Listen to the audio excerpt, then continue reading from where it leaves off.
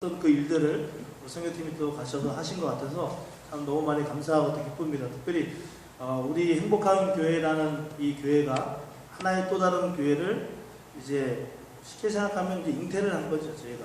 제가 한 교회를 이제 세운 거예요. 이제 그 세운 교회를 위해서 아마도 우리가 앞으로의 숙제는 앞으로의 어떤 이런 어떻게 우리가 도울 수 있을까? 어떻게 그곳에 하나님의 이 교회를 통해서 소망이 되어지고 생명이 되어지기 위해서 어떻게 우리가 무엇을 해야 될까라는 것은 이제 앞으로 또 저희들에게 남은 과제고 또 숙제인 것 같습니다. 그리고 이를 위해서 또 많이 기대해 주시기를 바랍니다. 특별히 오늘 말씀은 선생님 보고를 너무 또 길게 잘 해주셔가지고 말씀을 전하겠습니다. 조금 짧게 확 줄여가지고 전하겠습니다. 어떻게 아멘이 되십니까? 아멘. 말씀을 주인되니까 아멘이 되십니까? 이분들이 가져온 게 뭘까요? 금요일날 우리가 예배를 드리면서 우리가 같이 얘기를 했지만 지금 선교팀이 우리에게 가져온 게 지금 뭡니까? 우리 가만히 선교사님의 얘기를 들어보니까 여러분 어떤 걸 느끼셨습니까? 그곳에서 무언가를 했고 또 어떤 일들이 있었고 또 하나의 교회를 개척했고 이거 여러분 들으면서 여러분 어떤 마음이 딱 들으셨어요? 혹시 그런 마음 들지 않으셨습니까? 아닐 수도 있겠지만 부담.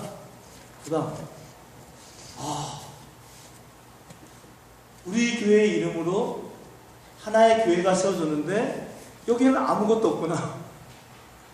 나는 어떻게 해야 되지? 무엇을 도와야 되지? 부담. 저는 이번 선교팀이 우리에게 가져온 것은 부담이라고 생각합니다. 부담감. 성경을 보면 이 부담감은 그냥 할 수 없는 일, 내 환경에서 내가 할 수 없는 어떠한 일, 내 환경에서 내가 어떻게 할 수 없는 그 일을 부담감이라고 얘기하지 않고 세상에서는 그렇게 얘기할 수 있어요. 부담감이 내가 지금 처해진 이 상황 속에서 나에게 너무 벅찬 거, 내가 할 수 없는 일, 그게 부담인데 성경에 보면 이 부담은 뭐냐면 미션, 사명이라고 합니다. 즉 부담감은 뭐냐면 사명이라고 성경은 우리에게 가르쳐주고 있습니다. 부담이 뭡니까? 지금 나에게 벅찬 거예요. 지금 내가 할 수 없는 거예요. 지금 이분들이 우리에게 가져온 게 뭐냐면 엄청난 부담이에요. 말할 수 없는 부담감이에요. 근데 오늘 여러분들과 제가 함께 읽었던 이 느헤미야의 이 말씀은 똑같은 동일한 모습이에요. 느헤미야라는 사람이 정말 할 수 없는 어떠한 일 앞에서 그가 어떤 이야기를 듣고 어떤 부담감을 갖게 됩니다. 그리고 이 부담감을 에라 모르겠다고 그냥 지나치는 게 아니고 나에게 준 게 아니겠지라고 그냥 잊어버리는 게 아니고 이 부담감이 느헤미야라는 사람에게 주어졌을 때 과연 어떻게 이 부담감이 이후에 나타나게 되어지는 것인가를 오늘 이 느헤미야는 우리에게 보여주고 있습니다. 여러분 살다 보면 부담되는 일들이 많죠. 부담되는 일들이 참 많습니다. 저도 언젠가 저에게 부담이 되는 일들이 저에게 막 닥쳤을 때 또 지금도 마찬가지고 지금도 수많은 부담되는 일들이 나에게 있습니다. 때로는 교회의 어떤 일도 나에게 부담이 되는 어떤 일들이 있고요. 또 가정에서도 어떤 내가 자녀들을 케어하는 데 있어서 부담되는 일들이 있고요. 또 아내와 함께 살아가는 어떤 부분에 대해서도 부담되는 일들이 있습니다. 또 어떤 나의 어떤 미래적인 어떤 모습들, 또 어떤 비전의 어떤 모습들 속에서도 어떤 상황 속에서 제가 부담되는 어떤 일들이 있습니다. 때로는 그 부담이 나에게 딱 왔을 때 저도 좀 외면하려고 하고 좀 피하려고 하고 이게 내 게 아니라고 저는 생각합니다. 보통 아마 여러분도 아마 그럴 것 같다는 마음을 제가 갖습니다. 그 부담을 제가 안 갖고 그냥 내팽개쳐 버리면 그냥 부담을 내가 품지 않고 그냥 버려버리면 저에게 어떤 일이 일어나냐면 제가 참 편해지더라고요. 그 부담을 버려버리면 이 부담을 그냥 팽개쳐버리면 저의 삶은 좀 편해지더라고요. 그리고 좀 가벼워지더라고요. 근데 좀 또 하나 발견한 건 뭐냐면 제 삶은 부담을 떨쳐버리고 부담을 다 내게 오고 있는 모든 부담들을 다 버려버리면 나는 참 편한데 나 스스로에게 있어서 나는 누구인가? 나의 아이덴티티 또 나는 왜 태어났나? 나는 무엇을 하는 존재인가? 나의 미션. 나의 사명. 어느새 이것을 잃어버리게 되더라고요. 하나님은 우리들에게 계속해서 부담을 주시거든요. 하나님은 하나님을 믿는 사람들에게 또 하나님의 공동체들에게 부담을 주십니다. 이 말은 아까 말한 대로 다른 말로 하면 뭐냐면 사명을 주신다는 얘기예요. 하나님은 하나님의 사람들에게 반드시 미션을 줘요. 사명을 줘요. 그래서 너가 누구인지 하나님의 자녀다. 또 너는 어떻게 이 땅에서 살아가야 되는지 하나님의 자녀로서 미션, 사명을 감당하는 삶을 살아가야 된다 라는 것을 알려주기 위해서 하나님 우리에게 뭘 주냐면 부담을 줍니다. 오늘 느헤미야라는 사람도 마찬가지예요. 그에게 부담이 왔어요. 이 부담은 뭐였냐면 이스라엘 백성들이 잘 살다가 어느 순간인가 이스라엘이 바벨론과 페르시아에 의해서 멸망이 되었어요. 그리고 포로로 잡혀갔어요. 그리고 70년이 지난 이후에 그들이 다시 그들의 땅 이스라엘 예루살렘으로 돌아왔습니다. 돌아온 이 상황 속에서 무너졌던 예배당을 다시 한번 짓고 또 무너졌던 그들의 신앙을 다시 한번 또 이렇게 막 일으켜 세웁니다. 이때 느헤미야라는 사람은 여전히 그 포로 생활하던 페르시아라는 곳에 있었어요. 근데 이 페르시아에 있었던 느헤미야에게 한 이야기가 들립니다. 그것도 바로 뭐였냐면 아직도 예루살렘의 이스라엘에 예루살렘을 감싸고 있는 성벽, 예루살렘이라는 이 시리, 도시를 감싸고 있는 이 성벽이 여전히 아직도 빌드되지 않았다는 이야기를 이 느헤미야가 듣게 됩니다. 여러분, 예루살렘이 이것을 감싸고 있는 성벽, 이것이 빌드되지 않고 여전히 무너졌다. 이 말은 뭐예요? 이 말은 뭘 의미하냐면 그 전에, 느헤미야 전에, 이전에 많은 사람들이 가서 무너졌던 예배당을 쳤어요. 무너졌던 그들의 신앙을 다시 한번 막 빌드업 했어요. 근데 여전히 그들은 죄에, 어떤 상처에, 여러 가지 모든 유혹에 노출되어 있다는 거예요. 이 성벽이 지어지지 않은 이 소리를 느헤미야는 듣고 그것을 어떻게 여기냐면 부담으로 여겨요. 자기가 괜히 부담스러워해요. 자기가 너무너무 부담스러워해요. 그리고 뭘 하냐면 느헤미야 1장에 보면은 그만 마음을 아파하고 막 근심하고 금식을 하고 막 기도를 하기 시작해요.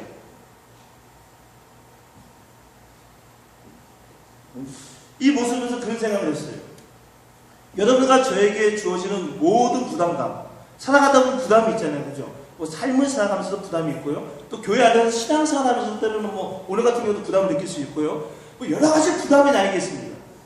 그러면 이런 질문을 한번 해봤어요. 그러면 나에게 주어지는 모든 부담감이 하나님이 나에게 주시는 미션, 사명인가? 내가 다 부담을 안아야 되고 다 부담을 가져야 되는 것인가? 아니에요. 느헤미야처럼 어떤 일들을 내가 들었는데, 어떤 소식들을 내가 들었는데, 어떤 상황이 나에게 펼쳐졌는데 내가 근심하게 되어지는 거예요. 내가 마음이 더 쓰이게 되어지는 거예요. 내가 마음이 더 쓰여지게 되면서 괜히 나도 모르게 금식하고 싶어지고, 괜히 나도 모르게 마음이 아프고, 괜히 나도 모르게 막 기도하게 되어지고, 이것이 뭐냐면 하나님이 그 사람에게 주시는, 그 공동체에게 주시는 부담, 바로 사명감이에요. 느헤미야는 이 부담감을 자기가 안았어요. 자기 안에 품었어요. 자기가 어떤 부담이 왔을 때 그는 마음이 아팠어요. 꼭 그렇게 하지 않아도 되는데, 꼭 느헤미야는 안 해도 되는데, 느헤미야는 마음이 아팠어요. 예루살렘 하나님의 신앙을 가진 그 사람들이 이제 성전도 다시 지었고 이제 신앙을 다시 한번 일으키려고 하는데 성벽을 짓지 않아서 언제든지 적이 언제든지 죄에 노출되어 있고 언제든지 상처를 받고 하는 그 모습에 너무 마음이 아팠어요. 그래서 느헤미야는 성벽을 지어야 되겠다라는 그 마음을 그가 품게 되었어요.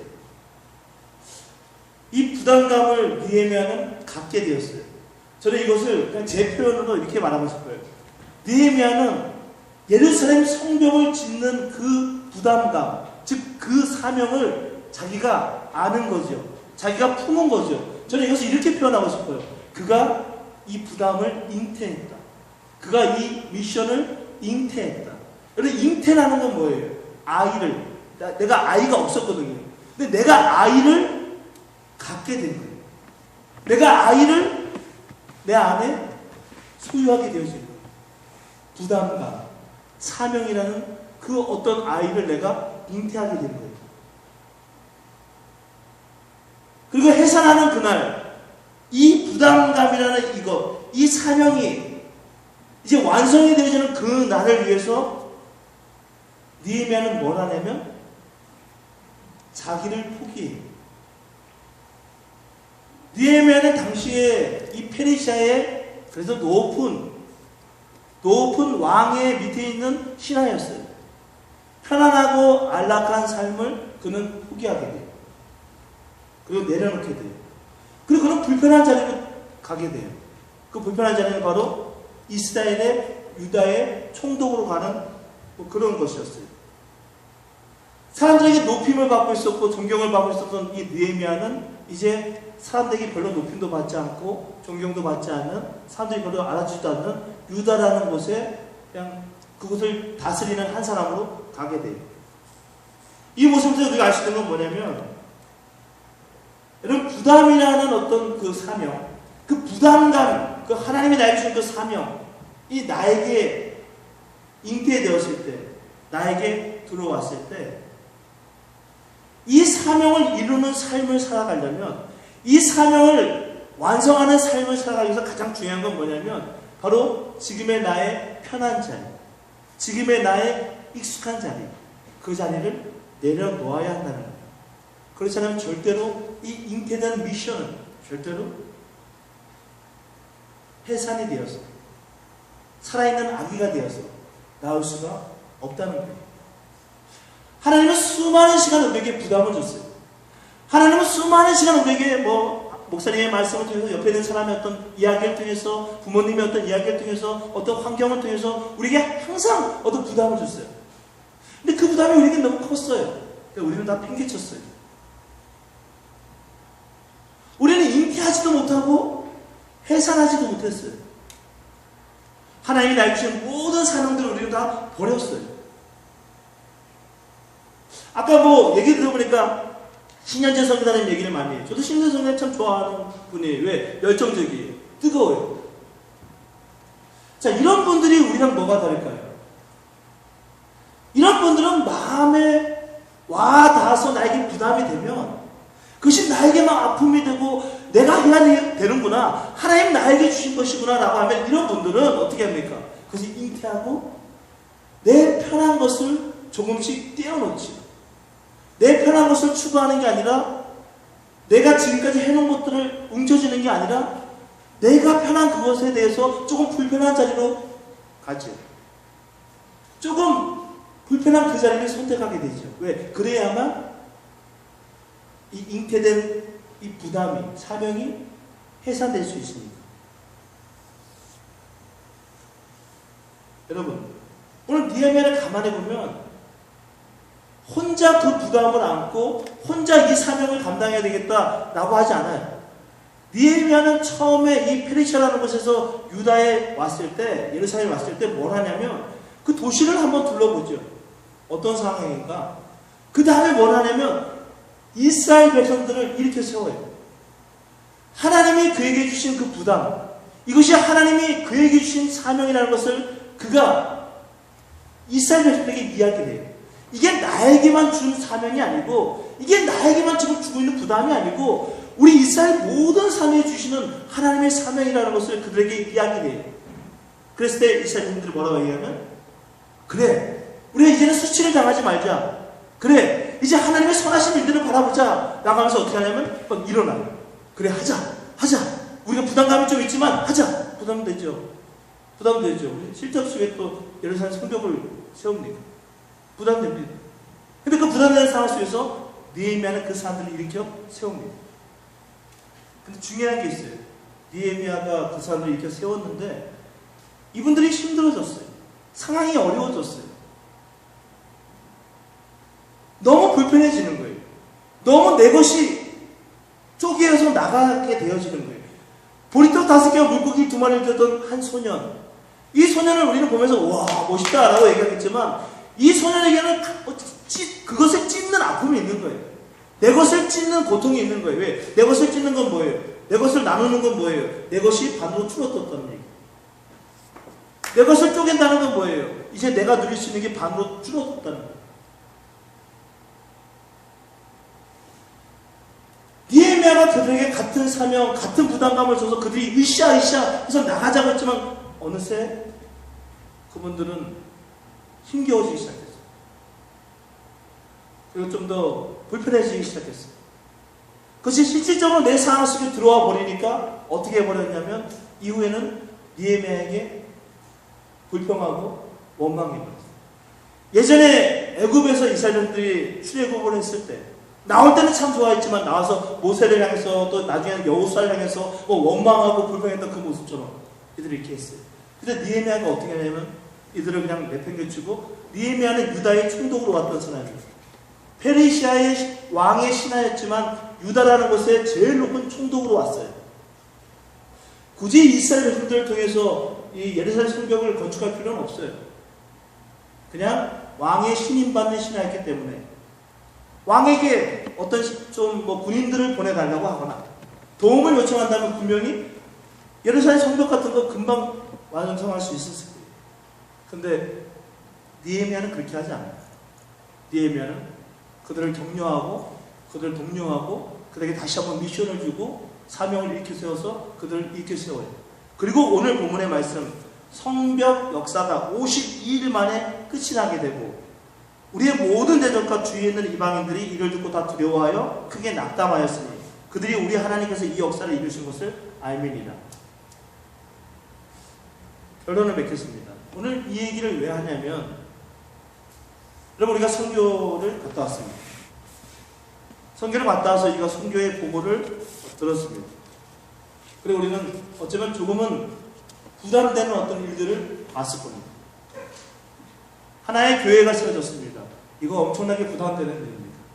여러분 우리 교회도 부담됩니다. 그죠? 여러분 내 가정도 부담돼요 지금. 내 가정도 부담되고 지금 내 일도 부담되고 내 비전도 부담되고 지금 내 것들도 부담되는 이 상황 속에서 지금 또 하나의 무언가가 나에게 들어와 버리는 거예요. 물론 에이 나랑 무슨 상관이야. 나랑 상관이 없다라고 할 수도 있습니다. 그러나 여러분들 죄송하지만 여러분들이 행복한 교회의 성도들이라면 하나님은 이것을 강홍태 성교사님에게 맡기신 게 아닙니다. 하나님은 이것을 공경원 목사에게만 맡기신 것도 아닙니다. 왜 하나님은 그곳에 꼰땅 맞아요? 꼰땅이라는 우리 행복한 그 교회를 왜 지금 세우셨을까? 왜요? 왜? 이 본문 보세요. 뭐라 그랬어요? 그들이 우리 하나님께서 이 역사를 이루신 것을 알미니라. 하나님께서 이제 이 교회를 우리에게 세워가게 하기 위해서 우리에게 부담을 주신 거예요. 사명을 주신 거예요. 그리고 이 교회를 우리 모두가 세워나가야 한다는 것을 우리에게 알려주고 있는 거예요. 10주년 예배도 그런 거 아니에요? 우리 다음 주 10주년이에요. 우리 어떤 사람도 그렇게 얘기할 수 있어요. 목사님 저는 기회 온 지도 6개월밖에 안 됐고요. 저는 잘 모르겠습니다. 여러분들이 하나님이 이곳에 보내주신 행복한 교회 성도들이라면 또 여러분들 가정에 있는 그 가정에 속한 패밀리라면 내가 얼마나 오래됐던 그렇지 않던 이 부담은 10년 동안 있었던 저에게만 주어지는 게 아니에요. 선교를 갔던 5명의 선교사들에게만 주어지는 게 아니에요. 그래서 모든 사람에게 하나님께서 지금 주시는 적어도 이 자리에 있고 적어도 하나님의 행복한 교회를 통해서 그곳에 행복한 교회를 개척했다면 행복한 교회라는 이름을 가지고 있는 여러분들에게 다 동일하게 부담감으로 주어져야 되고 동일하게 사명으로 주어져야 되는 것이에요. 사랑하는 여러분, 더 이상은 부담을 그저 부담감으로만 안고 무거운 것으로만 안고 나가는 사람들이 아니고 이것이 하나님의 사명이구나. 내가 해야만 하고 내가 길을 걸어가야만 하는 하나님의 사명이구나 라고 그 길을 함께 걸어갔으면 좋겠어요. 결론을 맺으면서 제가 성사님이 그렇게 저한테 이래요. 제가 교회 이름이 뭡니까 했어요. 그래서 성사님이 저한테 꼰땅이다 뭐 이렇게 얘기해. 꼰땅입니다 라고 얘기해요. 꼰땅이 뭐예요? 이렇게. 아, 행복한 교회가 뭐 꼰땅이라는 뜻입니다. 제가 그때 무슨 생각이 번뜩 났냐면, 제가 예전에 23살 때 어디 세미나를 갔어요. 어디 세미나를 제가 23살 때 이제 막 하나님을 만났을 때, 그 세미나에 갔는데 이제 어린이 세미나였어요. 제가 어린이 부서를 하고 있었어요. 근데 그 큰 교회에서 이제 세미나를 하는 거예요. 근데 그 교회의 어린이 부서의 네임이 뭐였냐면, 한국에는 이 썬데이 스쿨 막 그렇게 아니고 이게 네임이거든요. 꿈땅이었어요. 꿈땅. 비슷하잖아요. 꿈땅. 뭐냐면 이게 무슨 말이냐면, 어린아이들 꿈이 자라는 땅. 어린이 부서는 꿈땅이에요. 야, 꿈땅 부서 뭐요? 어린이 부서 뭐예요? 하나님의 꿈이 자라는 땅. 어린아이들의 이 부서예요. 제가 그때 생각했어요. 야, 우리 교회 이름을 꿈땅으로 해야 되겠다. 꿈이 자라는 교회. 야, 우리 하나님의 꿈이 막 자라는 그런 교회. 야, 꿈땅으로 해야 되겠다. 물론 여러분들이 저에게 무슨 꿈땅하고 이게 어떻게 비슷하냐고. 저는 똑같이 들었어요. 아, 하나님의 행복한 교회에 진짜 그 꿈땅 교회를 세우시는구나. 저는 그냥 꿈땅이라고 할 거예요. 물론 꿈땅 교회지만 참 너무 멋있지 않으십니까? 우리같이 보잘것없는 사람들에게 무슨, 나도 부담스럽고 나도 지금 힘들어 죽겠는데 무슨 또 하나의 교회를 세워가다가 우리 교회 세우는 것도 힘든데, 그게 은혜고 그게 사명입니다. 하나님이 이 교회를 세우실 것을 믿습니다. 하나님이 어쩌면 우리 교회보다도 더 아름답게 세워질 이 꼰땅 교회를 분명히 준비하고 있음을 믿습니다. 아, 세웠다. 아, 우리 교회 세웠어요. 주보 앞에다 내세요. 그것도 중요합니다. 그게 그렇게 중요하진 않아요. 이 세워진 교회를 위해서 우리 행복한 교회 성도들은 중보자가 되어서 무엇을 하고 있느냐는 거예요. 아, 목사님 돈 보내라는 거구나. 아니에요. 가장 먼저 마음을 품고, 가장 먼저 부담을 좀 가지고, 아, 내가 행복한 교회 성도로서 하나님 나에게 이걸 주셨구나. 무엇을 할 수 있을까? 기도하자. 무엇을 할 수 있을까? 그 아이들이 아까 들어보니까 뭐 1시간 되는 곳까지 가가지고 물을 뜨러 1시간 되는 곳까지 간다고 하는데, 내가 어떻게 도울 수 있을까? 어떻게 예수 그리스도를 전할 수 있을까? 만약에 우리가 다 그 부담감을 서로 각자의 다른 색깔로 가질 수 있다면, 이 꼰땅 교회, 그 땅에서 멋있는 하나님의 교회를 세워지지 않겠습니까? 저는 그 일들이 분명히 우리의 연합한 그 마음을 통해서 일어날 것을 믿습니다. 아멘. 아멘. 기도하겠습니다. 하나님, 우리 다 함께